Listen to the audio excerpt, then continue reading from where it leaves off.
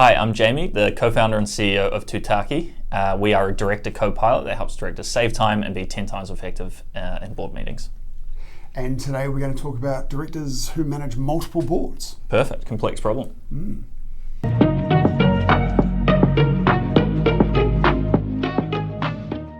Hi, welcome to Governancebites. My name is Banicevich, and as you just heard, again, I get to spend time with Jamie Green. Jamie, thank you very much for your time. No worries, thank you. I really love what you're doing with Tutaki, and this isn't a product pitch by any means, but one of the problems that you're looking to solve with the software is really related to the topic that we're talking about today.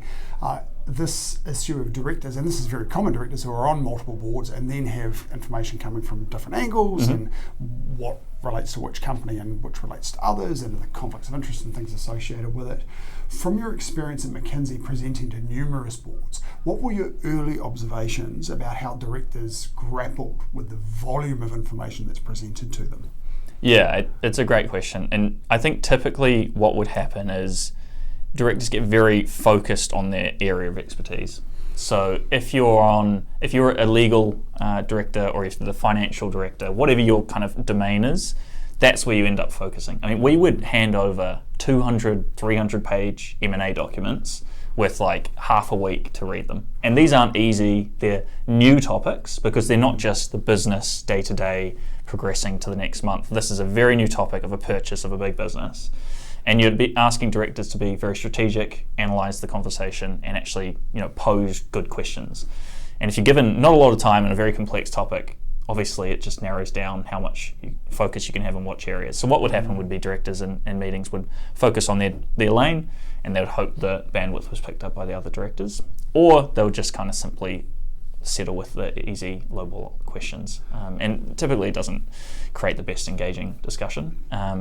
And what you really want to do is give people the right amount of time and not have that 300 pages, have that 5.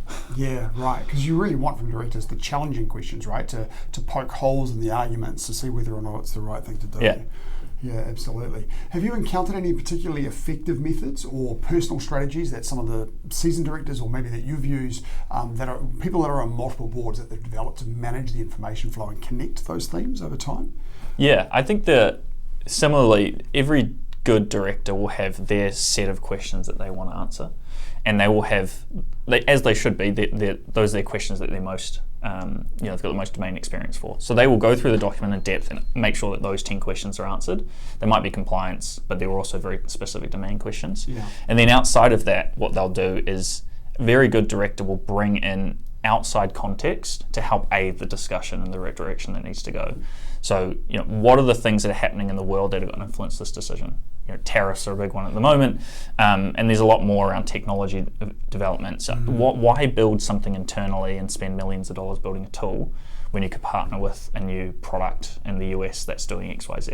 So I think a lot of this, $100 a month. Yeah, exactly. And I think the good directors will have their domain-specific questions that they go into depth with, know the answers with, but then can actually think more laterally and bring in a lot of different data sources to guide the discussion in the meeting. And it's really important to be able to do that because across the board table, it's unlikely that you're going to have all the skill sets represented. As much as you use a skills matrix, you're going to be very focused on what types of skills you want on the board based on the strategy of the entity.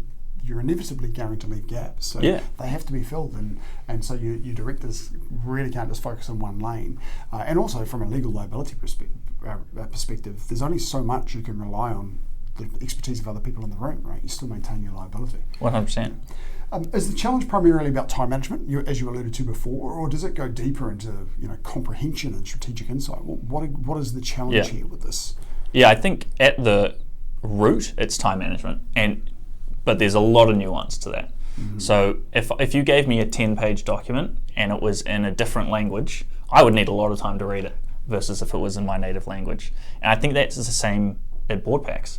So it comes down to the cohesiveness of the document, and that's kind of like that language piece just before. What is asked of me and how easy it is to get to that information, and then the structure of the board pack. So if you're giving me a 10-page, very concise document that has at the front of it the key questions that I need to ask, I don't need a lot of time to read it. If you give me a 100-page document that is not cohesive, it's very different from last month, and I don't know what I need to do out off the back of it, then I'm going to need a lot of time to read that, or I'm just not going to engage at the right level. And I think that at the core of it's time management, but it comes from both the director's ability to manage their time and also what are they spending their time on. And if that thing that they're spending their time on, aka the board pack or supplementary information, is not set up in the right way for them to succeed, then everything goes loose, and especially if you've got multiple boards to manage that across. So there's a balance to be struck between. It's really important, as we've alluded to, for the board pack to be presented in a way with the papers written in a way that the information's very clear and the decision being asked of the directors is very, very clear. You also need to provide that pack in enough time for the directors to be able to really dig into the problem and be able to ask the good questions. Prior to that, as we said, I think last time we called up, spending time outside of that, and I've heard this before as well, of reading broadly and understanding what's going on in the industry, so you're coming in with the right context to prepare. So there's a few elements of that, but a lot of them, as you say, are related to time management, and if it's prepared well enough in advance and written concisely and well enough that it takes as little time as possible for the directors to digest it, then you're going to get better outcomes from your directors. Yeah. And it's just giving them enough time to actually get to the level you want them to get to. Yeah. For a director that's on 3 or 4 boards, how realistic is it to truly absorb and connect the dots across all that information? And what are the typical trade-offs that you've observed when people are on multiple boards trying to digest all this stuff? It's a complex problem to have, and I think if a director is battling and struggling to manage it all, they're probably just on one too many boards. But what would normally happen is you're comfortable and then you add a board, and then you get uncomfortable, right? And I think the typical challenge is threefold. One is board meetings are very time and place, and we talked about it last time, but if you're going to a board meeting once a month, and if you're on a bigger board, that might be one of the only times you engage in this content, then the context switching is very intense, especially if you're on multiple boards. So you've got 3 board meetings, they all fall in the same week. All of them require you to think deeply, and you're having to continually context switch. That is an extremely hard problem to have, especially if the questions that are being asked of you are irreversible. So that's one. I think the second is, what are you actually bringing? How do you bring the kind of cross information from other boards to that board? So you might actually learn something from another meeting or another topic that is really impactful for this meeting. And I think if you're too stuck in the detail or too stretched for time, it's very hard to bring those or connect the dots across your boards. And then I think the third one is just general time management. If you do have too much on, you don't get to the level of detail that you need to get to be an effective director. Right. An example of the sorts of themes that you're talking about, we've been talking offline a little bit about the movement in artificial intelligence and technology and things, and they're the sorts of themes that you'll bring across multiple boards, right? We're not talking about proprietary information or anything like that. It's just those real big impact stories, absolutely, that you're able to connect. Because of course, I guess when you're on multiple boards, you're probably you'll need boards that aren't having serious conflicts. They're not competing with each other. They may be in similar industries, but they're probably not going to be in the same industry. There's certainly, as you say, that context switching is very much a challenge. Thinking about those directors who are highly sought after, they might sit on several boards. Are there any specific challenges they face in terms of identifying the overarching themes and the potential synergies or conflicts across those different roles? Yeah, those most sought after directors typically, it's kind of like survival of the fittest. They've made it there because they're good at these things. I think where the challenge lies is, like you say, it's actually connecting the themes and those conflicts. I think if you don't do that well, then you're inevitably just going to end up in a situation that you don't want to be in, either making poor decisions or influenced decisions. And I think for the directors that do it well, they can do that context switching and understand what's important for one board that might not be important for another, but also those themes that are important across. Yes. And how do you actually bring those to the surface in the conversation in the right way? And that might just either be missed and then it's not discussed, or the board director might just have the wrong kind of point of view because they're bringing those themes in the wrong kind of process or purpose in the meeting. Right.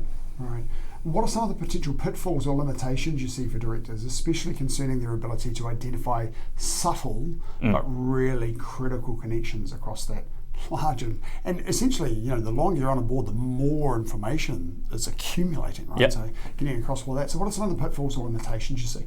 Yeah, I think most board directors are good at seeing the big stuff, and that's because it's easier to see, and usually that's what the CEO is focused on as well. I think where a great director spots is those small things that either, maybe not on purpose, but the CEO is not surfacing, or that they're not realizing are there. And those are the things that exist in the small line items across time that might not look big, but if there's 10 small things, it adds to one big problem.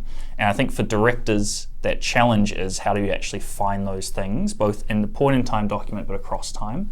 And the directors that do it well will be able to do that. They will be able to get into the right level of detail to answer a big topic. And I think there's two the dichotomy of a director is being able to stay high level, give strategic input, but where that detail is not provided and the context or insight is not provided in the right way from the management team, being able to get down there to actually understand it. And I think being able to do that across time is an extremely difficult problem for a director to solve. That suggestion that you made about the little thing that might carry over time, could you give an example of what that might mean? Yeah. I mean, for an example of something we solved for a director recently there was a people spend that was very normal. This is what we're spending on people, payroll every year. And it changed month to month, and it changed because they had a small restructure or people leaving, but the report itself didn't mention anything around what the impact of that was. So for a director, spotting that difference is one thing, but being able to say, hey, how are we going to redeploy that capital? Do we need to fill the gap?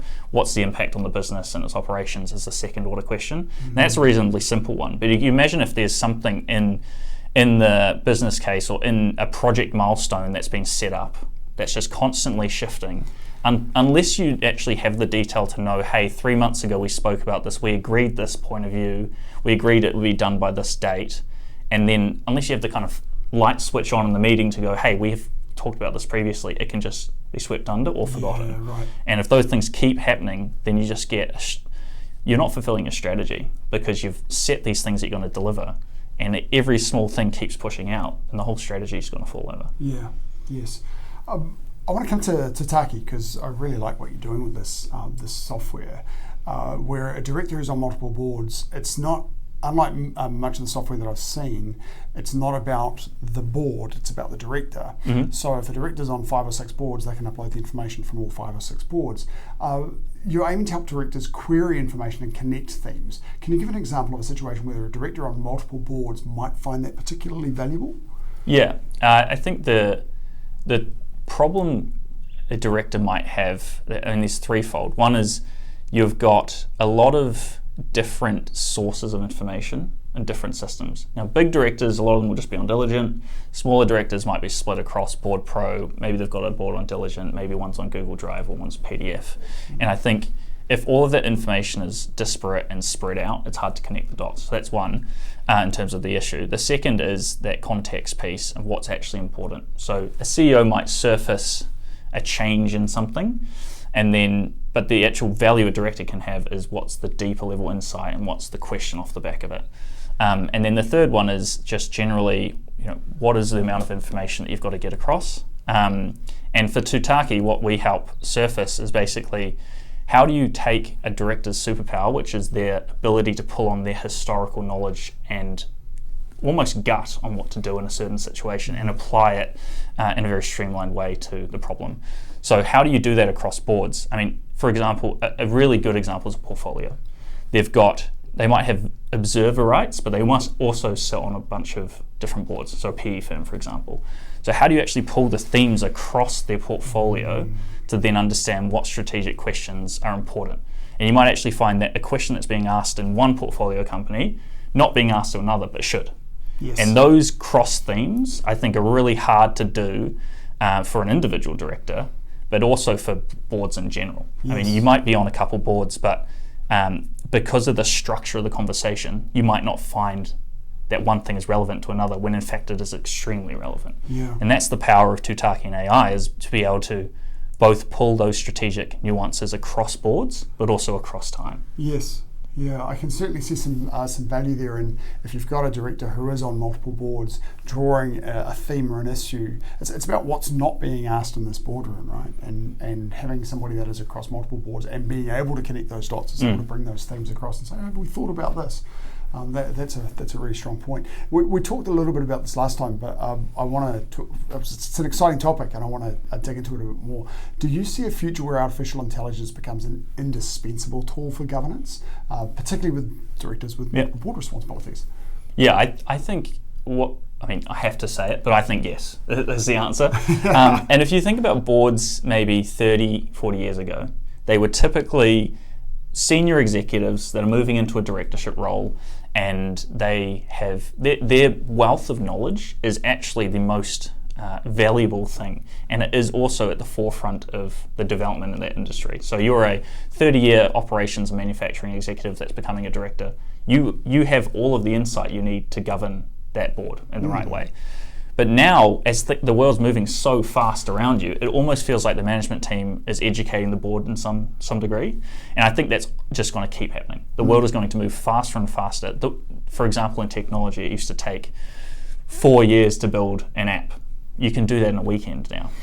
And this pace of development around a board means that the board itself needs to adopt this technology. And I think that's going to happen in 3 ways. And we're seeing it somewhat already in workflow automation. People are starting to take minutes. They're starting to do automated agendas, help with the board pack creation, for example, like a lot of admin. I think the second one is in this baseline intelligence. Directors are going to demand that they have live, real-time intelligence from the business to actually govern effectively. This world of discussing something that's a month before, the financials are normally the month from prior, or they're 2 weeks old, whatnot, like that's going to stop. And then the third is this ability to suck in wealth and knowledge from everything that isn't just the business. You're in the meeting, wouldn't it be great to have a benchmark against how we're performing against our competitors? Oh, we can just do that instantly. Yes. This ability for the board to move rapidly and decide things almost on the fly with the right information, I think is going to become just everywhere. Yes. Yeah. Interesting conversation I had recently with the CEO of Insurance HQ, John Davies. And we were talking about the rapid pace of the increase in technology. And we talk about having monthly board meetings, or some businesses, startups and things you might be looking at more or less frequently. It tends to be between monthly and quarterly. When the pace of change is so rapid, we started to posit the question whether 6 weekly board meetings would be frequently enough, or whether you'd have to start having quite frequent governance meetings. Because as you say, if you build an app in a weekend, you want to move very quickly and get these things to release to market. You've got a board meeting, and a month later you've got another board meeting, and you want to make a decision about this stuff. It could be too late. Yeah, and I think the power of that more frequent cadence, depending on the structure of it is ultimately what is board worthy.